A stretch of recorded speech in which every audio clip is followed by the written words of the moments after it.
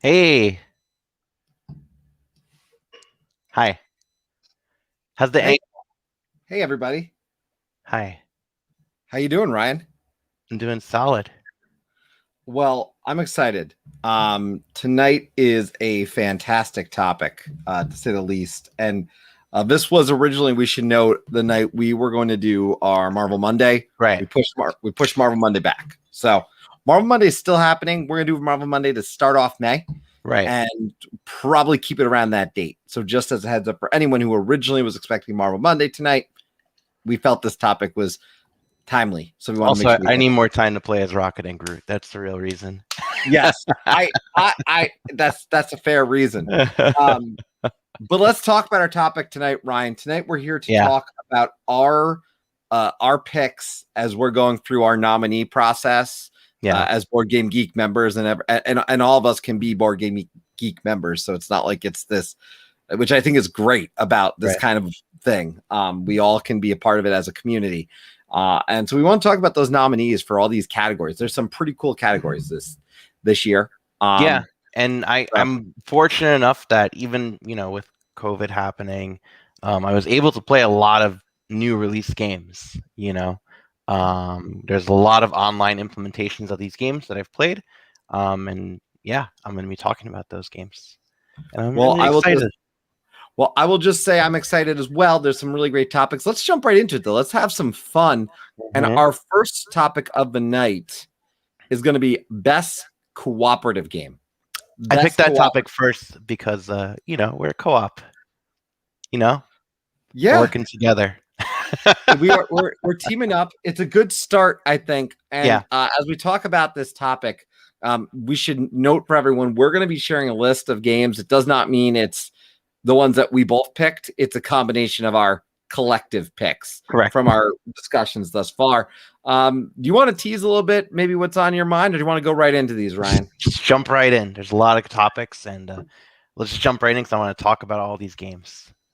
All right. Yeah, Well, best cooperative, we got Back to the Future, and we got some Marvel United. yeah. I'll just kick this off first and foremost by saying I don't actually have my copy of Marvel United. I've done a lot of watching a video of it.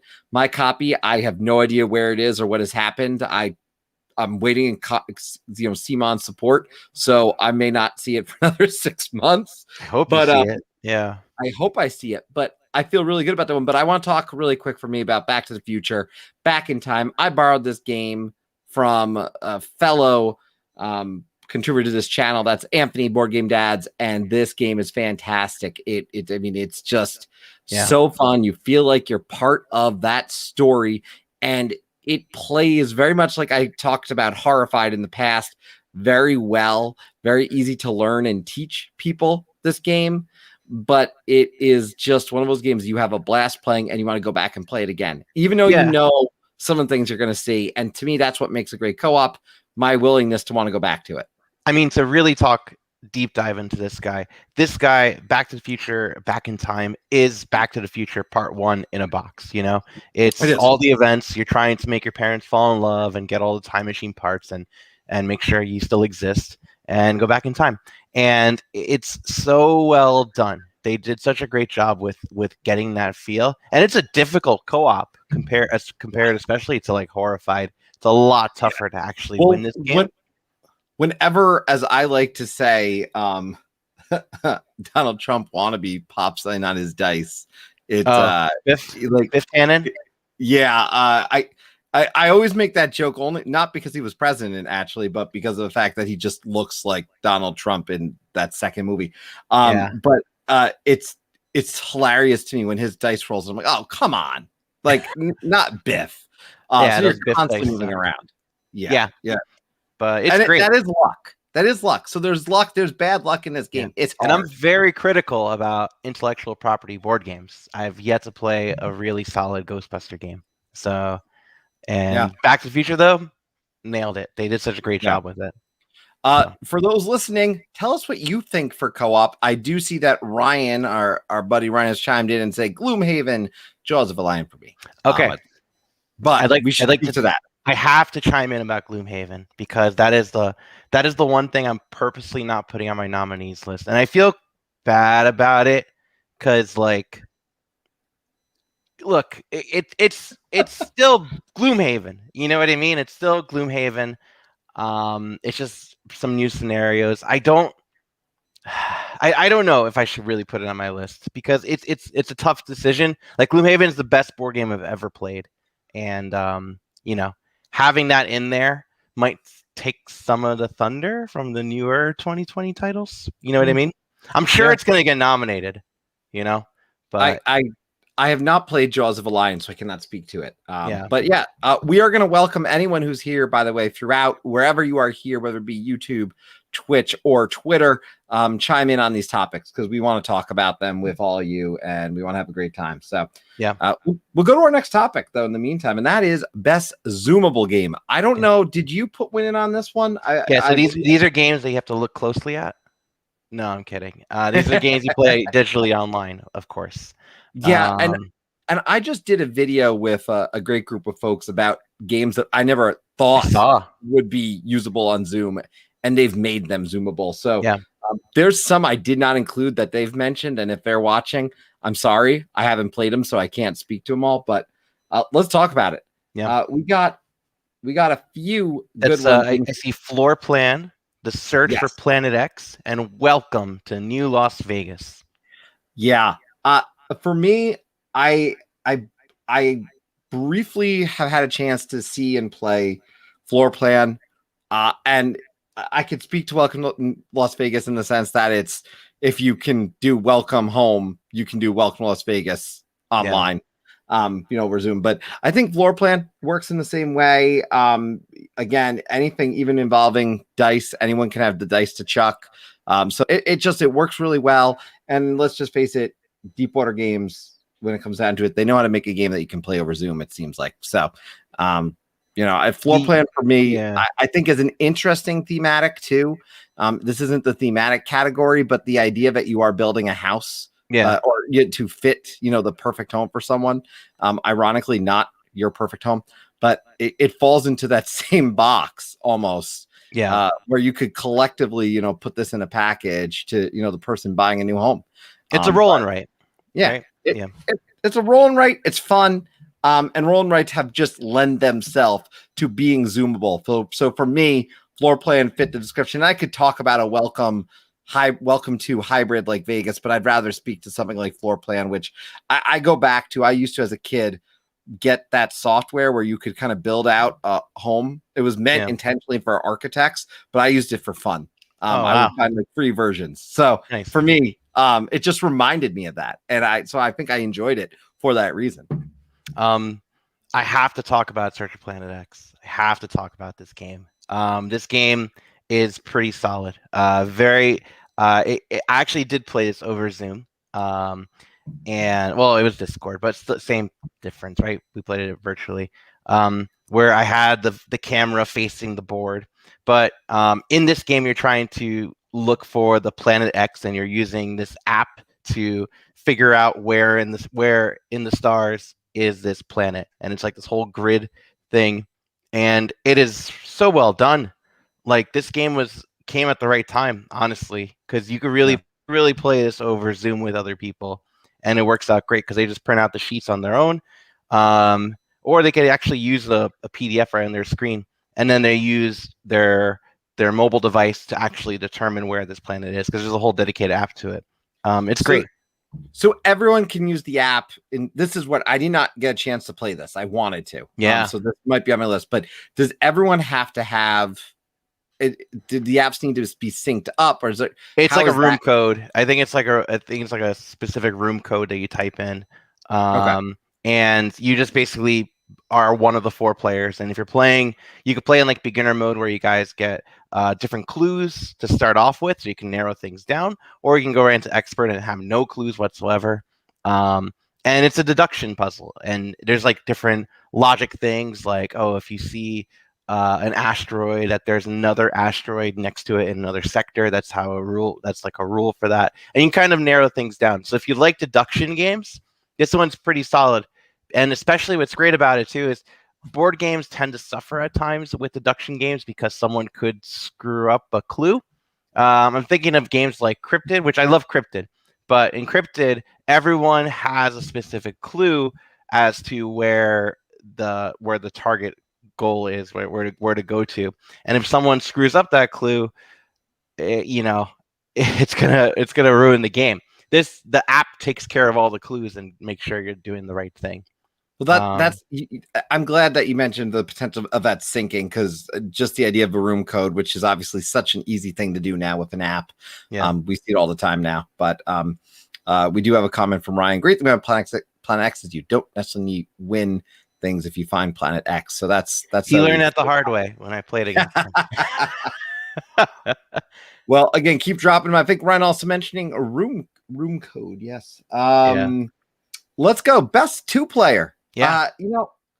I love 2-player games quite a bit. And actually, Board Game Dads just popped in with a really good one for the last section in terms of over Zoom. And that is actually Quacks of Quedlinburg, which technically, because the expansion's on this list, you could say. We got that. And it does work if everyone owns it. I mentioned that actually on the stream the other night. I'm going back a little bit here, but I want to bring that up because I do think that works actually as a fun 2-player game. Our 2-player choices that we've brought into the play: Back to the Future. We got some Lost Ruins in there. We got On Mars, which I have not played. And then there's T for Two, which I've watched much gameplay of. And I think it was Tabletopia or something where I had a chance to do it. It was one of those. Oh, I'm sorry. I skipped Hallertau. You sound really offended that I am. This game is so good. I'm sorry. My apologies to everyone. That's all right. And he was fine. How many games does he have that we would mention in our lifetime? He's not going to take too much offense. Back to Future is back on here. You've got Lost Ruins. I'm just going to say T for Two.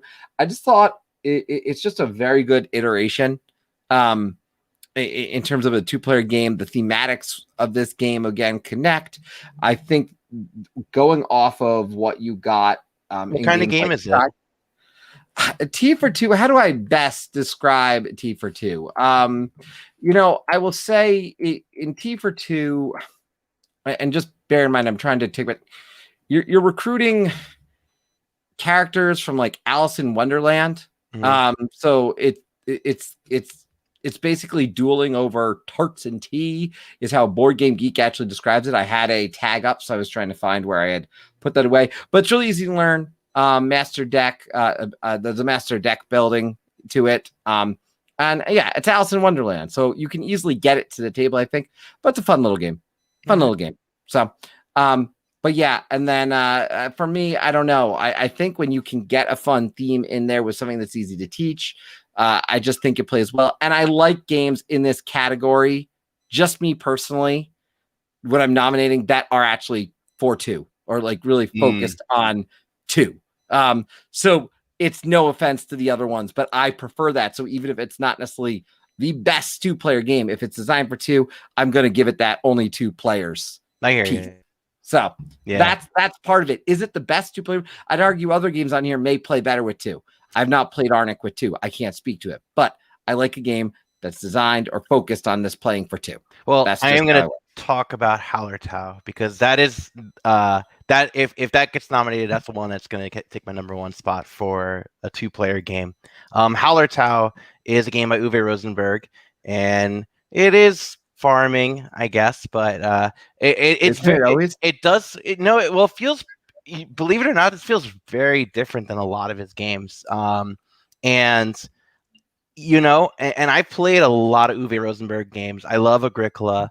And now it's my number 1 favorite of his. And then Feast for Odin's great. I know Caverna I love, you don't. And Le Havre is pretty solid too. And Patchwork is great. I can go on with his games. But Hallertau is definitely my number 2 favorite Uwe Rosenberg out there right now. Like, it's so good. And I'm not saying this lightly because Agricola is at one point my favorite board game of all time. So Hallertau has potential to make Agricola number 2, like after a couple more plays. So yeah, Hallertau is so good. And it's quick. It's quick and really fun. Yeah. It's just cool. Yeah. Well, I will say this. as we preview the next topic. The Caverna thing will always come up, but It does. it does always, I will I say, won't let you down until we play. well, look, maybe you'll change my mind. I don't know. Maybe. That's okay. Maybe you will. But I think one thing is going to be really clear that we agree on a lot of these next ones, because best artwork and best presentation, I'm very visual in the way I want a game to look good. It's a reason I struggle with, say, Castles of Burgundy, even though I know it's a good game. I don't know. I struggle. It doesn't look good. I get it. No, it really does not look good. But as we talk about games that look good, look, Back to the Future's back in here. We got, I put that in there because I like it a lot. Yeah. And then I see the Anachrony Infinity Box, which is cool. Cosmic Frog, which is just really trippy. Everdell Spire Crest. Everdell's always gorgeous. Lost Ruins of Arnak. Pan Am, Santa Monica, and Tidal Blades, Heroes of the Reef. Can I just say, in terms of presentation, you're right. Everdell's always in there. Yeah. People debate the gameplay. Some people love it. Some people don't. I actually like the gameplay of this particular one, but I wanted to showcase one of the things, which I don't know if the meeples fit in these perfectly, and I've heard some complaints, but talking about presentation, like these animals that you just get to put your meeples in to ride. Like, I'm pretty sure, like here's a bear. If you could kind of see that here, guys. Yeah. There's a bear. It looks visually great, but then they even upgrade the pieces. You know what I mean? And now you've got, so to me, I don't know. Everdell always going to be up there. Everdell is a game where you are building a tableau. For those who have not played Everdell, it's got this really rich lore to it. So when it comes down to that, you can actually get immersed in the lore itself. And the cards look beautiful. Every one of the cards in this game is gorgeous in design. They've just really embraced this world. And so for that reason, presentation of this game, not to mention, like, especially if you have a wooden Everdell tree, it's just on the table. It looks great. Spirecrest adds to that. It's on the bottom of the board, just to clarify, because the base game has a tree at the top. And then there's another expansion that has one to the left and the new one coming out, some to the right. So it's a table hog, but it looks beautiful. If you see someone playing it, you'll understand why you say, oh, I want to kind of try that. Yeah. Everdell definitely has that presence and is always pretty solid with the artwork. And I do want to highlight, though, on here, Lost Ruins of Arnak. I love the artwork of Lost Ruins of Arnak. I'm a sucker for the Indiana Jones kind of feel, and I just love, like, the look of it, like just all the aesthetics of all the cards and everything. It's just, I like all the artwork of that game a lot. As your copy sits behind me, as it does, We do have a question I want to bring up. It's actually nominated. No, so we're talking. The nomination process is ongoing right now, and these are ones that can be nominated. This is essentially. I should be really clear. Like, they're up for nomination. Is actually the better clarification, right? These are the ones that are available. So we're kind of talking about the ones we are going to vote for. The process changed a little bit this year. In terms of how the actual voting is occurring, because I believe it's because of Elizabeth Hargrave, actually, that it changed. And she made this great suggestion to them. So, in the end, when it comes down to it, you can participate in this. Danielle coming in with a great point here. I would nominate Honeybuzz for best artwork. Oh, yeah. And I have not played Honeybuzz. I haven't played it either, but it looks gorgeous. So in all fairness, I might have nominated that if I had actually played it. Yeah, there's a lot of cool looking games that came out this past year. Yeah, now it's ironic that we just had that Danielle come up, because now we're going to best solo game. So Danielle, your timing, perfection. Yeah. Because I'm sure you have something you've played in 2020 that is a solo game. And this is the best solo game category nominations that we're talking about. Go ahead. I didn't play much solo. I played a lot of solo games, but not a lot from 2020. That was the thing.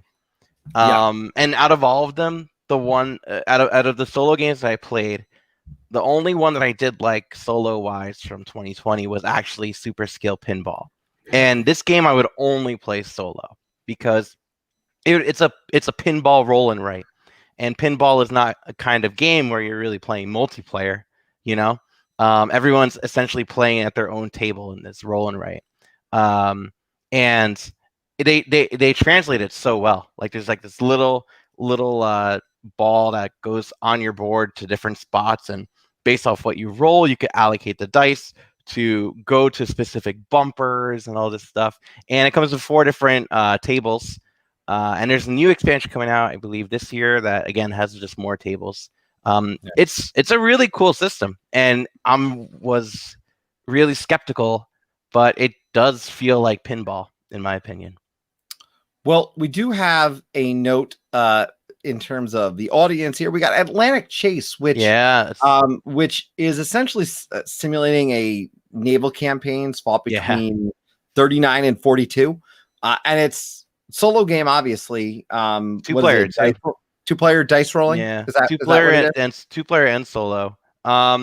It's I definitely want to try it out. It looks pretty solid. It's from GMT, and they've been really upping it up with their like their solo play and the 2-player kind of games. And this one definitely looks up my alley. I'm gonna try it at some point. And by the way, in this list of games, I don't have any category. I don't have any choices for best war game. But that is one I would like to try.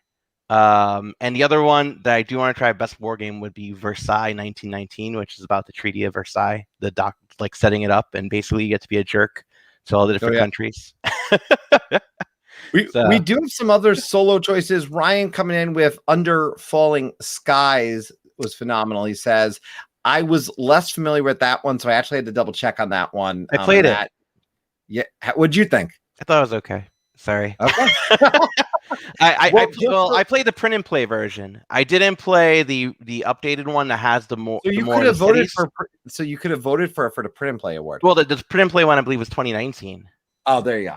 That's why, and it did win. I think it did win, but it's essentially Space Invader. And okay. And that's the thing. Like as an arcade game, I was never really a big fan of Space Invader, and so if you turn it into a board game, it does a great job of being Space Invader. Sorry. Well, there you go. Danielle coming in, by the way. This is a good one. Dude, Imperium would probably be my favorite solo game for 2020. Dice from Ventures solo as well. Dude, Imperium, I have not done solo, so I can't speak to it. I've had opportunities to do it solo, but I'm not doing it solo yet. And this is going to sound really petty and really selfish, but I've pre-ordered the deluxe edition of Dune Imperium, and I'm waiting for the sleeves and the deluxe upgrades to really dive in and play the solo version. I know, really dumb, really petty, but like, if I'm going to play it, I want to play it with those tiny minis and all my card sleeves and not have to worry about, anything. But, so I haven't done it yet. I want to do it. I also haven't done Lost Ruins of Arnak yet, because it's behind a shelf right now, but whatever. I want to I should note, by the way, before we go on the best podcast, that I didn't actually put any of the Empires of the North, which I play all the time, for best solo, because I didn't solo. So I didn't like solo them on they play great solo, but I didn't do any of like their solo circumstances. Yeah. So I haven't put them, but the Roman expansion is really cool, but the Barbarians one, oh my goodness, I love it. I need to try that game. Yeah. So, it's fun. It's fun. It's going to be my jam, I think. Yeah. But speaking of your jam, best podcast, I'm going to just tell you right now, I didn't listen to enough. I was really focused on trying to do stuff with the channel, and I realized I didn't listen to enough podcasts. So I'm going to go to you for this one, Ryan. Sure. I need your help to highlight podcasts. So I got 3 on here. I have Board Game Blitz, So Very Wrong About Games. And for any H&XX listeners that are listening, which might be 0, there's Train Shuffling. However, I do want to stress that this category is actually the one I'm most excited about every year, because every year the best podcast nominees come out, and the nominees are limited to only people that haven't won awards. So you won't see Dice Tower, you won't see Shut Up and Sit Down. So you'll only see people that haven't been there. So it's a great way to find new content creators. And as soon as the nominees are announced, those 10 podcasts, I just listen to and I see which ones I actually want to listen to. Because it's not like there's these 10 board games. Let me just try all these board games. Podcasts you could do. And you find some cool ones. And that's how I found Board Game Blitz and So Very Wrong About Games. And I've started listening to Board Game Blitz, and I like it. So it's probably going to get a nomination. I for that reason that I like it now. I just didn't listen to it in 2020. Admittedly. Yeah. I mean, So Very Wrong About Games is my absolute favorite board game podcast. They have definitely a different take on board games. There's many times that I do not agree with their opinion at all, but the points they bring are really fun. And you know, I've learned some new things from them, like, you know, how awesome Gaslands was, and you know, the Hellboy board game, and you know, there's just bought, right? which I did buy, and I do not regret at all, and I absolutely adore it. It's so great. But yeah, I mean, you get to hear a different side of board gaming that isn't Dice Tower, and I mean, nothing wrong with that, you know, but I'm just saying it's nice to hear a different voice, and their voice, they're always just bringing it. Well, so, I just want to just quickly come on over and really say this. I think what's cool about those kind of things and what you spoke to, because I didn't realize that, is there are a lot of smaller channels, and there's a lot of publishers. Even like I've reached out to a few. I've got a copy behind me of literally of Title Blades that got sent to me because they said, "Hey, I know you're small, but let's give you a chance to shine," kind of thing. And you know, and it's that kind of thing that helps a smaller channel. So for me, I appreciate that. So I wanted to note that I do love that they do that. Plus, I like that discovery factor. And everyone is going to easily know that Shut Up and Sit Down and Man versus Meeple or others can create some great stuff. But they have a little more time for it too. They've got a established set of people for that. Sure. But let's go though, because some of these people that we're talking about with these podcasts are innovating. So what are the most innovative games is the question I guess we have to ask now. Most innovative, we've got some in here, some good ones. Forgotten Waters, we've got Fossilis, we've got Micro Macro Crime City, The Search for Planet X, Sonora, which I'm dying to play. And then, of course, we've got some Super Skills Pinball. Yeah. Let me speak a little bit to a fantastic game, which is Fossilis. And the reason I put it on here under most innovative, because I struggle with this because so many things are repeated. Yeah. But this game is innovative in the way that it is accessible. It can be a very challenging game, not necessarily difficult, but challenging game. But it can also be a basic entry level game for someone. And because it's built itself in that way, it could actually have gone under presentation now that I'm reading this list, because it's just gorgeous. But I just thought that they designed it so well, not so much in the sense of gameplay. They combined a lot of different things, but I look at it as innovative in the sense that it can hit the table for so many different people. And to me, that is innovation. It's a little bit different than maybe how some would look at it. But for me, I do think that's important. It also has this very physical feeling to it, because as you go and dig up some bones throughout, because you're pushing these large chunky pieces actually around, and based on the color, they're a little bit heavier and harder to move. Wait, is that what this game is? You're pushing things around? No. I know nothing about this game. Yes. No, that's what I want to get to. So you're actually digging up fossils in this game. You're digging up fossils. And what's great about this is you are trying to complete collections of fossils to build essentially these dinosaurs. But you're able to cash in those dinosaurs without them being completely completed. So that's a nice feature that you don't always see. Usually you have to complete it, right? But you're also using cards to move blocks around that are covering up where these bones are, because you have to collect them. And cool. If you actually push some off, you actually collect them in that way. So there's a physical component. Yeah. It's a physical component. Then you've got the tweezers. So you feel like Operation, because you're picking up the stuff. You've got the cards that you're trying to. Oh, that's funny. Yeah. So it's a very fun game. Your kid's eventually going to love it. Yeah. I bet. And happy to share it with you to try sometime. But I love this game. I think people should check it out. And like I said, it's got levels to it. So anyone can kind of play it, but you can make it more complicated, make it more difficult. And it came with a bunch of little mini expansions because I have the Kickstarter version. So I've got a bunch of different I'll have ways to try it. up the ante. So I really like this category too because it definitely makes you think about what board games did things differently. So the one game I'm going to talk about, I actually haven't played the actual complete version of it. There's a free demo online you can play of it though, and that's Micro Macro Crime City. So Micro Macro Crime City is essentially Where's Waldo meets Sherlock Holmes Consulting Detective. So you're trying to figure out a mystery on this giant piece of paper that's like a Where's Waldo thing, and you're just but there's different, like, you're looking for like a murder suspect. So you're following from the crime scene different people around, and then around there that person could be moving, they could change, like, put on disguises and stuff like that. And it's really cool because the whole thing tells a different story. And I know the game comes with different cases, and as you go on, you get to see, like, oh, that was that previous case that I was looking at. And it's such a cool concept.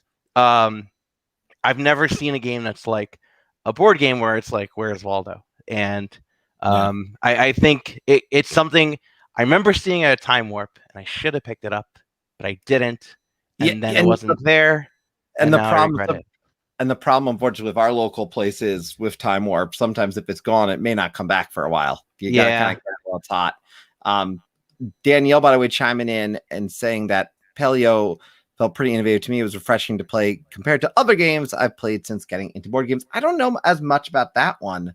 I haven't tried it yet. To be honest. Yeah. I'd be interested to learn more about what really drove that interest. But yeah, so thank you again. Thank you everyone for popping in and sharing as well too. Keep sharing your choices. I think the cool thing here is that we are all getting to nominate. So as long as they qualify, and we're talking about 2020, because I had to be reminded, okay, that was a 2021 game. I was looking on a list and going like, oh, darn it. Well, that's what's unfortunate too with Board Game Geek's thing, because like the crew really was out in 2020, but it's treated as a 2019 game because it's listed as 2019, but then because of delays, it came out in 2020. Yeah. Same thing happened with Airland and Sea, where it was really a 2019 release and it came out in 2018. So it was never able to get the nomination that it could have. Which is perfect lead-in, because I considered the crew expansion that's coming, the crew expansion essentially, and I haven't played that. So by the way, let's start with someone from the chat here, and we're going to start with Ryan, and he says Spirecrest, best expansion hands down. I do hope to get Jagged Earth though. I do like Spirecrest. I don't know if it's the best, but I do like. You gotta go forward. Backwards. We went backwards, everyone. Too much Back to the Future. That's why. There we go. There it is. Okay, we've got a lot, guys. We got a lot. This is the biggest one. Yeah. Yeah. I mean, I think people can read. And I just want to stress something.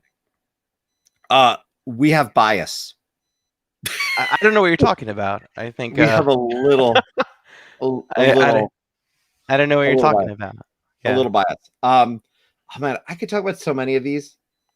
I want to talk about though. I don't know. What do you want? You know what? You go first. You want me to pick? Okay. I'm going to pick the one that actually is, I would vote number one. And that is Through the Ages, a new story of civilization, new leaders and wonders, which Through the Ages is a fantastic board game by Vlada Kovatel. And I've yet to actually play the physical copy. I own it, and I own the expansion, but I've yet to play it because the digital app is so good, and it does a lot of the bookkeeping for you. And you could play a game of Through the Ages, which is like a Civ game, but it's like a Civ game, but it's more card based really than anything. And what this does is it actually adds some cards to fix some things, like it makes Julius Caesar stronger, Napoleon not as strong, and it also brings in a whole set of new leaders and wonders, because in the game it's split up into different ages, and you're recruiting a different leader to run your civilization, and you can also find different wonders like the internet or fast food chains. And this one just brings in more of that. It just brings in more cards that you could swap in, and it makes the game so much more dynamic, because now, instead of knowing, okay, Napoleon's going to come out, I have to make sure I could fight him with my army, or I need to make sure I'm the one that gets Napoleon. You don't have to do that anymore, because you don't need to play with Napoleon anymore. You can play with other people. And it also makes some different strategies a bit more viable. It's just a welcome balance change. And I adore it. I absolutely adore it. I still have yet, like I said, yet to play physical. I own everything for it. But the digital app is so solid, and this is easily the best expansion I've played that out of all of these, because it just makes the game so much better. So mine that I'm going to speak to is going to be Seven Wonders Duel Agora, because two things. This got mentioned to me multiple times on Twitter, and eventually I said, okay, let me try this. So I got a chance to try it. First and foremost, let me just break down what this is. Seven Wonders Duel as a game for 2 players is stellar. Yeah. I did not vote, by the way, for this for 2-player category, because expansion is still different than a base 2-player game. Yeah. But essentially, there's a new board. It's the Senate. There's 6 different spaces that have extra benefits when you take possession of them. And if you get control of enough of these cards, you're automatically going to win the game. So it adds another winning component, but it adds another kind of ability to get powers or benefits in the game. So I just like anything that can up that ante of challenge in Seven Wonders Duel. And I love Seven Wonders Duel, but I think it can be very easy sometimes to not necessarily to block people from getting the military and the science victory. Most of the time, if you're aware, this just adds another thing into the game. I have to try it. Yeah, I'm a big fan of Seven Wonders Duel. Yeah, so I like this a lot. It's definitely different, and I like it's just fun. So for me, and I want to give just a quick shout out very briefly here, also to Kang, because I remember that villain was a blast to lose against. Yeah. Let's see. We got Danielle coming in with some Wingspan expansion. Yeah. I'm gonna note that I said in response to her, I bet Board Game Dads is going to nominate that too. And then right as I hit enter, I see that Board Game Dads said that. Yeah, sure. So there we go. Yeah, and this is true, by the way. Ryan points this out. This is actually how I tried it. Agora is on Board Game Arena. So that's how I tried it out. I do not own it, but I've played it. So that was my rule. My rule is I had to play it in some form. So for me, that was a big thing. So I do have to try it. Yeah, this was fun. Expansions is such a big part of the industry now that it was also it'll be challenging to honestly in the long run nail down what I want to vote for, because I love them all for different reasons. Yeah, I mean, you've picked yours. You've already said. So I did through the ages. Forget everything else. You've picked your number one. I have not. I don't know if Agora is my number one. I like it. So yeah. That is certainly something. But best card game. Yeah.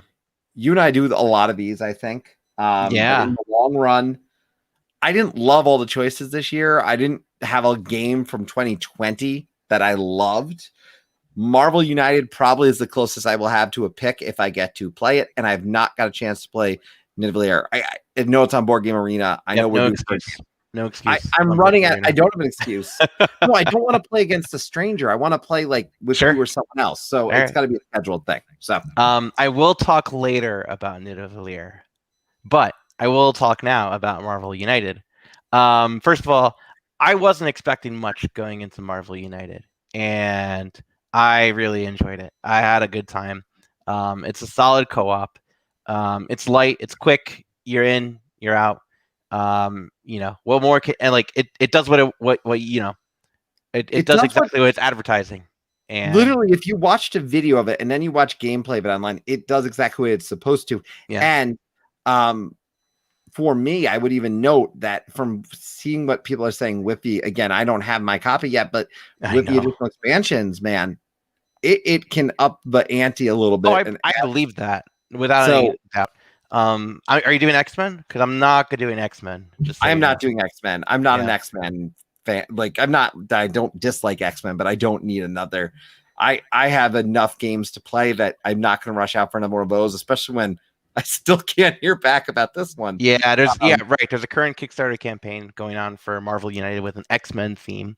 It adds some more chibis, more X-Men ones. I'm holding out until Doctor Doom becomes a chibi. So I put my foot down. That's it. It's going to be really, if they start adding like, oh, we're going to give you a bunch of things for Marvel United, that's where I might get sucked in. But you can't, I believe with this, if anyone's interested in Marvel United, you can get the X-Men one, but I read, I don't know if it's true, but there's an add-on. I think it's an add-on, like a $220 add-on. Well, you could add on everything from the previous campaign. So yeah, also they're probably selling your copy. That's probably what's going on.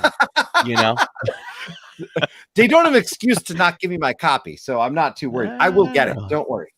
No, they do. It's I know. Look, let me be optimistic. Sure, that's. I'm allowed to be optimistic. Sure, you know. Best board game. Okay, well, let's do that. Best board game app. Yeah.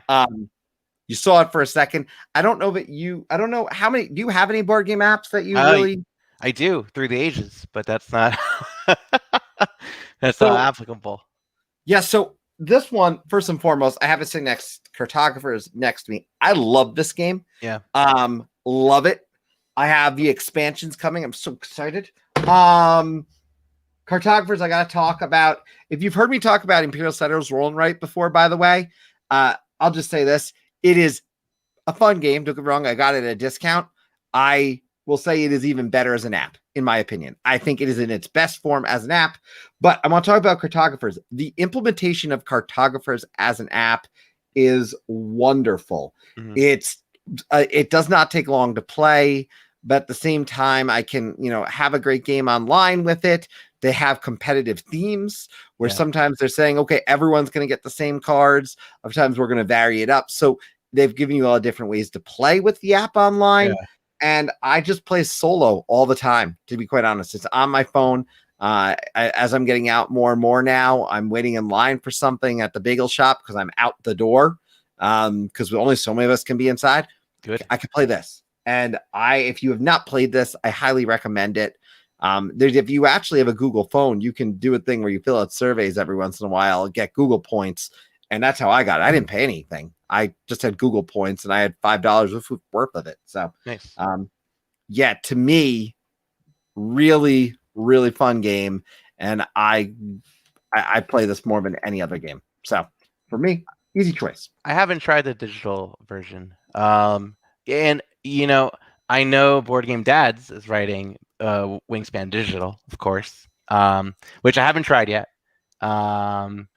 That's a lie. I started to, but then my Switch died, and I haven't really charged it since.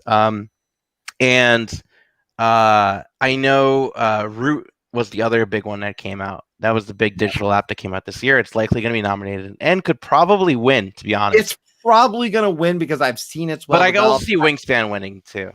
Did Wingspan come out in? Wingspan Digital and Root both came out this past year. Oh, sorry, my vote's for Wingspan. Yeah. Wingspan's implementation is beautiful. Is it? I haven't finished it. I'm going through the tutorial, and then, like I said, if Danielle is still here, she doesn't do those all the time, but I literally will buy it for her sometime just so she can play online with me because it is so good. It's that good. I was hoping Fury of Dracula would be an awesome implementation, and I'm very disappointed with the implementation there. There's a lot of kinks with it. You know what actually was pretty good was Charterstone, but I just couldn't get into it. I really just couldn't, and I want to be able to say I did, but I only played it on my phone, and I really needed it on something like Steam, which I did not play it on. So gotcha. Best thematic. We had fun with this one, didn't we? You had fun. Yeah. Was it we? Is it me? Kidding. Not as much. No, I'm kidding. Oh, well. Hey, it's Back to the Future. Yeah. Look, so the most nominated from me and you is Back to the Future. So we got Back to the Future, Fallout Shelter. We've got the Grand Carnival. There's Marvel United. We have Maximum Apocalypse, which I love. The Search for Planet X. There's Pinball, and we got Tiny Epic Dinosaurs. I love Tiny Epic Dinosaurs. I'm not going to talk about it. It has become my favorite Tiny Epic game. But I want to talk about Fallout Shelter. This is literally a perfect implementation this sounds weird to say, I think, but I guess it's that was 2020. Is a perfect implementation in board game form of a mobile game. Literally perfection. And I say this even more so than I would probably say about some other games that will be another game that will be nominated in 2021. But I would say this, Fallout Shelter, you are trying to become the leader of the Fallout Shelter because, that's the job up for grabs because that guy's dead, basically. And you've got to kind of prove your worth. You've got one level of the Fallout Shelter that you are trying to play cards down on. And when you play a card down, it's got a worker placement spot. So it starts where all the worker placement spots are essentially, just the basic ones that everyone has access to. But as you're going along, you're trying to get more and more. The best part is, though, more and more come out. So there are more and more worker placement spots as the game goes on. And midway through, monsters come in. They're actually these clear cards, so they start covering spaces up. Oh, fun. It's really well done. It plays great. I would play it more, except my wife hates Fallout, so she will not play it with me. Because I played way too much Fallout over the years, going back to college, so she just can't take the theme of Fallout. But it is perfection in terms of theme, and it is a great implementation from app to game, which others have done later on. Stardew Valley, as an example, is a great example, but that's a 2021 game, so not something that would be here on Thematic. Yeah, I haven't tried it. I never tried the digital app either. The only Fallout I've done was Fallout 3, and I got to a point where I blew myself up, and it saved like where I would only respawn between like a boiler and a wall. So yeah. So I haven't tried the app. I haven't tried the board game. I would be willing to try the board game though. And it does sound like fun. I do like worker placements. We have a game day coming up anyways, so we'll get it in. That's on our, I got my second shot, Yeah. My second shot is Friday. My second shot is Friday. So, oh, okay. So they had it already. My first shot I had. Oh, okay. So my second shot's coming up. Yeah. I'll be good by May. Well, May it is. But yeah, what's your thematic on this? So we talked Back to the Future a little bit already, by the way. I'm done with just saying, for folks just tuning in, if you actually go back to the beginning, we kind of describe it and you can understand why thematic fits here. I'd argue it might be, if I had to pick one, I may have to pick that one. Yeah, well, what I am going to talk about, because I didn't necessarily, when I voted nominees wise for thematic, I didn't want to just be like, it's an IP and it's close to it, So the one that I really enjoyed that I put on this category, maybe not everyone will, whatever, is the Grand Carnival. The Grand Carnival is a tile laying game where you are essentially building your own theme park, which there's still yet a game that really captures the magic of Roller Coaster Tycoon, which is the greatest PC game ever made, in my opinion. But the Grand Carnival is pretty good at doing it. And you're building your theme park. You're trying to get these attendees, the different guests of your park, to go through your park and get different tickets and get victory points, because that's what you do. Grand Carnival is a nice tile laying kind of game. If you want, if you're bringing someone into the hobby and want them to get past, okay, we brought you in a Carcassonne and you want to still do something lighter, here's something else. Here's another tile layer that has path laying and stuff, but you're actually using these paths, which is similar to Karuba, if you ever tried Karuba before by Rudiger Dorn. But Grand Carnival, it's a much more accessible theme because it's a theme, it's a carnival. It's a theme park. You get little Ferris wheels and roller coasters. Did I say Ferris wheels. I will note, Ryan, that I did have a thematic thing going on though with Fallout Shelter and one of my other picks, which was the legendary version, which give you more stuff, but it is apocalypse, because the general idea of the apocalypse occurring happened to be that, and somehow dinosaurs, because dinosaurs are awesome. Yeah, I still haven't done any tiny epics. They're hit or miss. They are hit or miss. But zombies for me, dinosaurs for me. Pirates came that I did not even know I ordered it. So that might have been a midnight order. I don't know where that came from. It just That's the arrived. problem.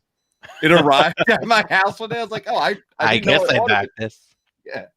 But let's talk light game of the year. What would people nominate for the light game of the year? We got a variety of choices here, folks. Mm-hmm. We got some good ones. 5-minute mystery, fun game. We got Grand Carnivals there. We got Infinity Gauntlet. Great game. Marvel United, Mondrosity, which I just played literally yesterday. Nivelier's there, and then the Pinball Wizard is there. Yeah. So what do you want to talk about on this? Nidavellir. Choices. Nidavellir. Yeah. Let's talk about this game. This game came out of nowhere. It's so fun. It is so rock solid. Man, what a game Nidavellir is. Nidavellir is so in Nidavellir, it's an auction game where you are presented with different coins ranging from like 2 through 5, and as the game goes on, you're just blind bidding on different rows of cards, and the player who has the highest cost gets to take whatever card they want first, and then you're basically just bidding for player order. What's really neat about it is one of them is a 0 coin, and the 0 coin, because you have 5 coins and you can only spend 3. The other 2 coins are in your discard, and you have the 0 coin out. You get to take the other 2 coins that are out of your supply, add them together, and take from the game supply a coin of that value and add it to your supply. And not only that, if let's say you have a 2 and a 5, so 2 and a 5 becomes 7, right? Mm-hmm. If the 7 coin is not available because the coins are limited and someone else took the 7 coin, you get the 8 coin. And if the 8 coin's not there, you get the 9 coin. And oh man, and it's so fun in determining that player order. And all the cards, they're different dwarves you're collecting, and they're different colors, and you can kind of go for different strategies. And the point range is like in the 300s. Oh boy. And every game I've played of it have come so close. And everyone's done such different things. Man, this game's a blast. Everyone should go play it. It's on Board Game Arena. Go play it and nominate it, because for real, this game, stellar. I did not know this fellow that, and again, I know that anyone can nominate. For example, by the way, with this, that whatever you consider a light game, you can nominate under light. Technically, so this is what they did this year, and this is great, because before last year it was Game of the Year, then Strategy Game of the Year, and then Family Game of the Year. So Elizabeth Hargrave suggested, because Wingspan dominated last year, no question about that for the awards. No, she suggested because a backlash had come about from disgruntled geeks, because whatever, geeks. Now, but she did make a good point where instead of doing those categories, make them off of essentially their weight, because Board Game Geek tracks the game weight of board games as in like complexity weight. So a light game is suggested anywhere between 1 through 2, and then a medium game is anywhere between 2 to 3.2, and then a heavy game is anywhere between 3.2 to 5. And when you're nominating these games, I'm sure if you've done this already, you're going to get prompted. Oh, are you sure you want Nidavellir as a light game? It'll give you a warning, and it'll say, "Are you sure about that?" Now, Nidavellir gave me that warning, by the way, because I nominated for a light game, and its rating at the most could be 2. It was a 2.0067. Or something like that. So I'm like, fair. Yeah, come on. That's fair. Like I'm playing within their rules to some degree. And that was obviously like, come on, you're not going to put that as a medium game. That's not going toe to toe with Dune Imperium, No. Yeah. That's close. And I actually would say, so from one, I agree with the approach. I'm glad, because we kind of teased what that approach was earlier. Yeah. But what's interesting to me is, for my pick, I picked what is definitely a light game for my choice to top tonight, and that is Monstrosity. It's fresh on my mind. It looks cool. It's it's just a great game that you are going to be. You score points. You score points in a few ways here, because what happens is we all get to play the role where we are the witness and we see this monster. We have to describe this monster. I believe it's about 20 seconds of describing the monster, and then people can ask questions. And so the artists, they're the sketch artists, basically, are asking questions, and they're trying to draw this monster. And then the card gets revealed and you get to pick. Essentially, it comes down to points are distributed based on who the people agree it looks most like, who had it closest. But you can't vote for yourself. Wait, who knows? Who knows what the monster is? Only the witness. The artists have to vote. Oh, everyone's drawing. Yeah. So so not everyone's drawing. Only the witness is drawing and describing it. Everyone draws in a round. The game ends after 2 rounds. So if you have 5 people, there'd be 10 different monsters that would be drawn. That's okay. The gameplay is going to go around till everyone's been the witness. But what's neat is the artists themselves, when they've drawn the artists themselves, when they've made the monster, when they've written, drawn the monster, they can't vote for their own monster in terms of closest. So they're now picking between their 2 opponents or their 3 opponents for who drew it closest, because once the monster's been revealed. Oh, I see. So the witness is describing it and each player draws. Yeah. Okay. And it is I will just say it's a fun game. You definitely need at least 3 people. I'd say 4 to 5 is going to make it a lot more fun. But the monsters that got drawn, I think I shared some on Twitter the other day. Oh my God. Yeah. It was something like, I was talking about something of tentacles, and the places that the people drew both my wife and my son, we did kind of we co-op the version a little bit to do it slightly different to play it, but where the place where my son put the tentacles, slightly different. One was a more vertical one. I'm like, okay, yeah, no one's at all close on this, but it's great. It's fun. Yeah, definitely a light game. And I got to give it some love. So yeah, that's light game of the year. I'll have to try it. Yeah, that sounds like fun. Does it solve the problem of someone that can't draw well? Because yes, because you could still be close. I can't draw well. You're also drawing with essentially a Sharpie kind of type thing. So you're just drawing whoever's closest, not necessarily who's the best artist, just whoever's closest. No, whoever's the closest to drawing the monster. To the actual monster. To the actual monster. I think I won because I really got most of the characteristics right, except for I didn't get feet. Yeah. Because I didn't ask if it had feet. Yeah. It was something like that. That's funny. So definitely not light. Let's talk heavy games. Let's go heavy. And I did not play a lot of heavy games that are 2020 games. I'm the first to say it. So a lot of this is you. Yes. Yeah. So why don't we start with you because of that? Sure. So the 5 here nominated, it's 18 Chesapeake, Bonfire, Hallertau, On Mars, and Viscounts of the West Kingdom. Yes. And of course, the one I'm going to pick is the one that hasn't been on any screen yet. It's obviously 18 Chesapeake. Oh, man. All right, maybe not obviously, right? I'm stranger to everyone. But 18 Chesapeake, let's talk about this. So last year, because, COVID happened, a brand new website happened around the same time, too, called 18xx.games. And that site allows you to play free online 18xx games. And 18xx was always so 18xx, just so you guys know, are these board games where you are laying train routes and you're buying stock in trains. And they are very long. It's a very old concept. It's a game that started in the mid-70s and is still being iterated to this day with different maps and different rules modifications. And 18 Chesapeake is intended to be an intro to these games, because this game can be very unforgiving to new players, and Chesapeake is very forgiving to new players. And it was my first intro into that game, into the whole genre. And man, what an intro, because I have been playing 18xx games every day since June 24th when I first played 18 Chesapeake. Wow. Yeah. That's a streak. Yeah.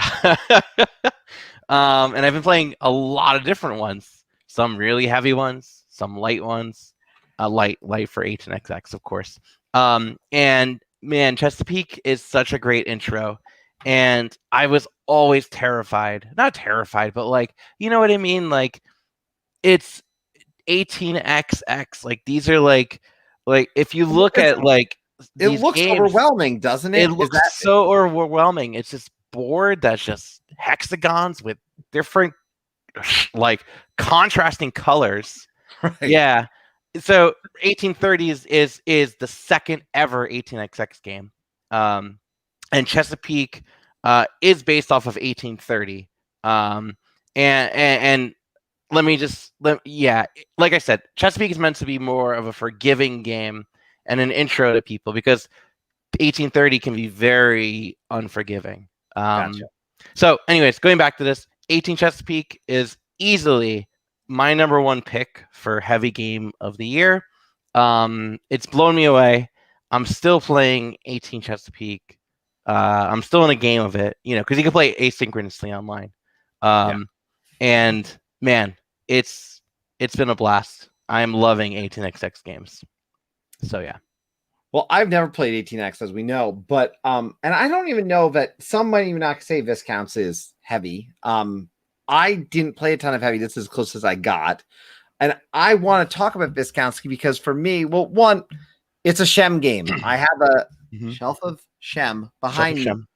And it is a game where you are the player who is going to try to get the most victory points. Obviously, that's generally the way it goes. But points are gained by buildings, manuscripts, working in your castle, acquiring these deeds for new lands. And what's really cool about this particular game is you're trying to gain influence. And I'm just going to hold up this one piece. This is in the middle of the game, and then you've got all of these going around it. And it just looks great on the table. This definitely actually, again, could have been in that presentation category. But it's a game that has there's a lot of thought going in. There's a lot of actions that you can take. And unlike, say, a game like Architects of the West Kingdom, where I put it in a fairly not entry, but like that entry right into middle tier. Like it's not quite entry, but it's like entry of the middle. This one's it's a heavier game. Paladins is actually maybe heavier. I think that it might be fair to say. But for me, this game is a game with a lot of choice. It is not as heavy as what you just talked about. So for that same reason, I think people can easily debate if it maybe falls as more of a high medium. No, 18 Chesapeake falls more towards the force. And this one is right at the cusp, like at the beginning of the game. So I've just seen the debate. Ratings aside, complexity, I think it's like a 3.85. Yeah. I don't know what Paladins is actually. I'm going to go ahead and do a live search here. Well, I want to bring up questions about this because, so I've yet to play. I've only played Paladins of the West Kingdom, and I loved it. Okay. And I played Raiders of the North Sea, and I hated it. Well, I didn't. Okay, sorry. I know you love this game, and hate is a strong word. I heavily disliked. Right. Raiders of the North Sea. You played the base version, correct? I did play the base version. Okay. At 2 players. You played 2 players. That was the other problem. I don't do it with 2 players. Okay. Yeah. All right. I do Raiders of the North Sea. You need to be competing to get out, and it's not 2 players for me. It's 3-4 player game. All right. All right. I'll give it another shot. Hey, you're good. We can help each other out. Yeah. You know, you help me out with not disliking Caverna, and I'll get you to. But ask your question.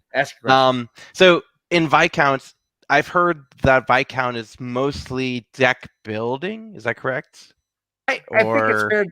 Yeah. So I still don't gather. There's deck bag building. There's the Rondel. There's set collection. Because Architects is a worker placement. Yes, but you could go occupy the same spots as other workers. This is not worker placement. Architects, you occupy spots. You can also arrest people, which is and send them off to prison. And then this is not that. There's definitely hand management and all that in here. So it is a fun game. You would probably like it. I have limited experience even with the game because I own it and I was forced to kind of teach it to myself because I didn't have anyone to play it with. So, Aw. but I did. So there we go. There's two. By the way, there are a lot of Ryans here. We have Ryan Farrell, one of the OGs, by the way, of Tabletop Express. We did some videos really early on and that are not even on the channel. I need to add them there. We got Ryan Clements and I think it's only appropriate to share Board Game Dads here saying there's too many Ryans. Wow. Wow. Yeah, too many Ryans. We're gonna start our own show. That's it. Just not enough Ryans. Not enough Ryans. All right. Well, we can't say there's not enough categories. I think this is our last category. This is the last category because we're not doing best war game and we're not doing best print and play because I haven't print and played anything. Yeah, so medium game of the year. Look, Back to the freaking Future is there again. Most nominated, as we mentioned. It's because I nominated a lot. It's mostly me. Yeah, so. Beyond the Sun, Dune, High Rise, Lost Ruins of Arnak, which again sits behind me, not played his copy. My City, Pan Am, which I own and I really enjoy and actually should have put on my own list. So we got Raiders of Scythia. I did not even see Rogers of Agandra in it, which I played for the first time. The Dice Charmers. There's the Dice Charmers, the rolling right. Well, again, I'm playing it right now on Board Game Arena, and I love it. And the Search for Planet X. Wait, it's on Board Game Arena? Oh no, Yukata. It's on Yukata. Oh man, I gotta get on that. I'm playing it right now against Eric, who was on the show a few month and a half back. We play a lot of games actually. We jump it around. We try to do a bunch of new ones. Nice. I look. What do you want? Why don't you start on this one? There's a lot of good choices here for the medium game of the year. It's very heavy category. 2020 was a very solid year for board games. A lot of really cool games came out of 2020. A lot like I've rated pretty highly. And yeah, but out of all of them in this category, it has to go to Dune Imperium for me. And let me talk about Dune Imperium because I didn't put it under thematic because honestly, like, okay, I'm not really into Dune. I've gone through the audiobook of Dune and I stopped because it got really annoying because they changed actors and it was weird. There's actors in this one, but and the book is it's a little denser for me. Again, I'm not much of a reader. But let's get back to Dune Imperium. Thematic wise, it didn't feel like Dune. It just felt like it's kind of pasted on. But it's a deck building worker placement game, which is, there's other deck building worker placement games that have existed, but this one's my favorite so far. And what's crazy is this past year, my two favorites, I will read Dune. Come on, John. I started to, like I said. Anyway, so Lost Ruins of Arnak and Dune Imperium are both two games that brought out deck building and worker placement. And kind of merge them together. But Dune Imperium is such a solid implementation of it. It is exactly all that. Plus, there's some combat in there. There's a shared market. It's made by Paul Dennen, creator of Clank, and it works out so well. Like every game, it's TI rules, right? Twilight Imperium rules, where you have to get first player to 10 points wins, but it's not exactly first player to 10 points. It's when you get 10 points, the game end trigger, the end game trigger happens. Yeah, because then points go crazy, can go crazy, and they did. I remember I was playing against the Squirrel, Ryan Clements, and I was dominating. He was at 3 points, and he won. So there's that. We do have a question before we get jumping over to mine. What's the difference between this Dune and the original Dune? So different. So this is more. This is a deck building worker placement game, Dune Imperium. Whereas the original Dune that came out, I believe 79. What it is more of like a negotiation area control game. It's made by the people that did Cosmic Encounter. So that should tell you a lot because there's credit where you're due. It is 1979 and It it's is. currently ranked on Board Game Geek number 72 for thematic. Yeah, I mean, it definitely that feels more like Dune because there's like there's really silly Dune rules. Like for example, the game takes 10 rounds, and at the end of the game, there could be multiple winners, but the Bene Gesserit faction, if they they write down at the beginning of the game on a piece of paper what round the game is going to end and what faction is going to win, and if they write it correctly, they win, and that sometimes works.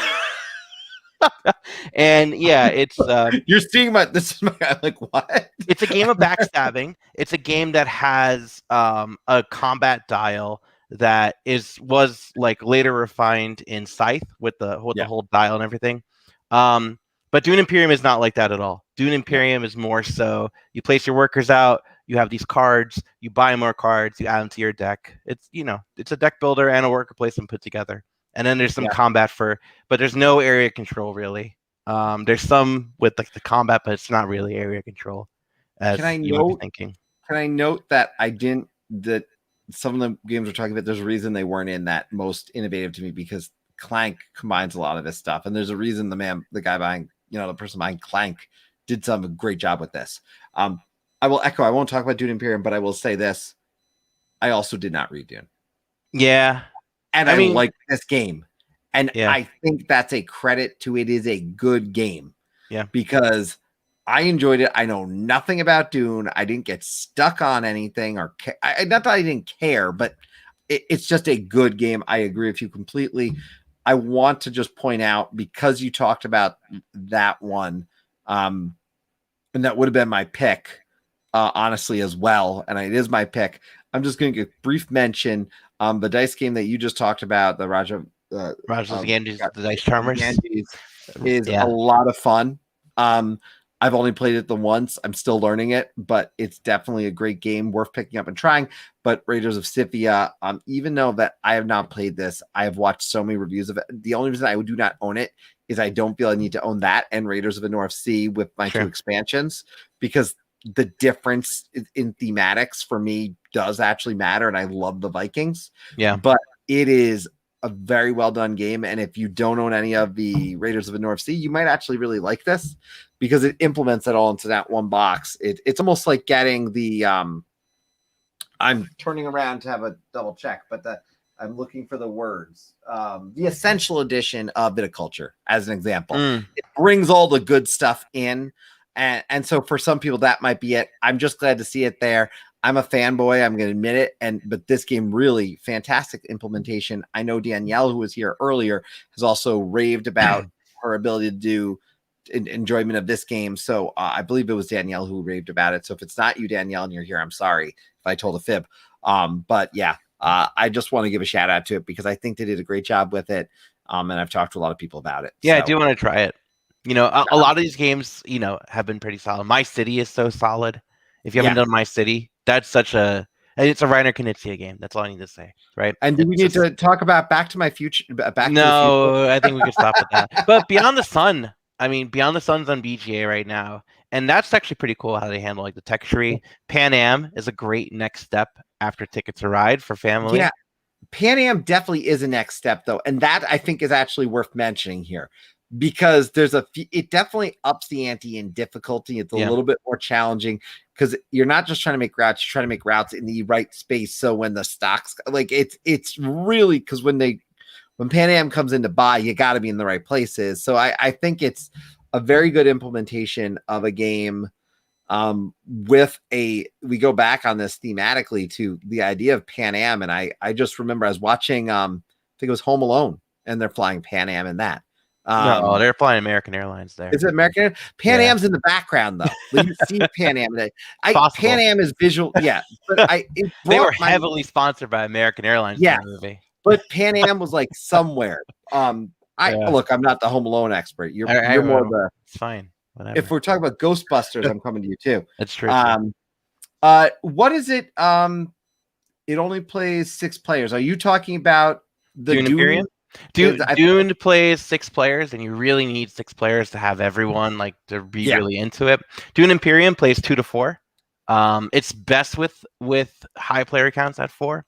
I haven't done a 2-player because I know there's like a weird AI that comes in, and I Yep. heard that there's like an app implementation now that's better for 2 players. But again, I haven't tried it because again, the petty reason I'm waiting for Yep. the deluxe edition because I want to be bougie like that, you know?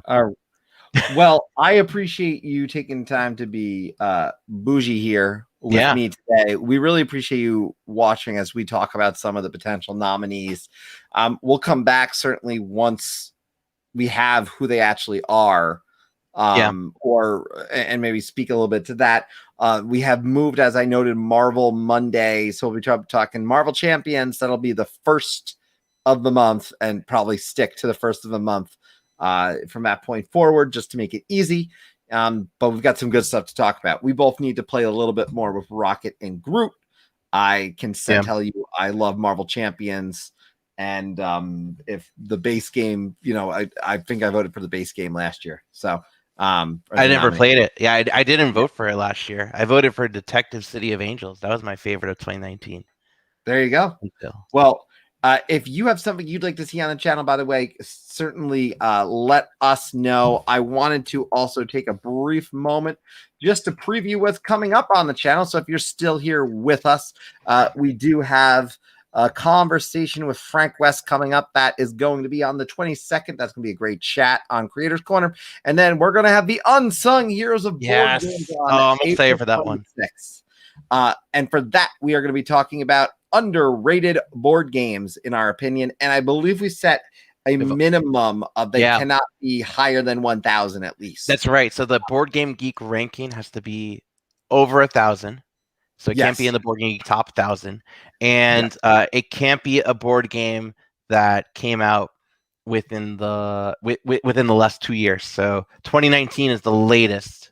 And it goes all the way to, I guess, I don't know, the Royal Game of Ur. It could be the the point of it all is that you need to have you need to not be in a top game. So we're gonna have some fun with it. And yes, that is you, Ryan. Ryan's coming back. That is. Ryan, we appreciate you coming back on, Ryan. Again, you have an idea for the channel, something you'd like to see, please let us know. Other than that, that is it for tonight. These have been our picks for the Golden Geek Award nominees. And then we'll be excited to see what the actual nominees end up being, and we'll come back, talk about that. We hope you all have a great evening, and we'll talk to you soon. Thanks for coming aboard the Tabletop Express. Bye, guys.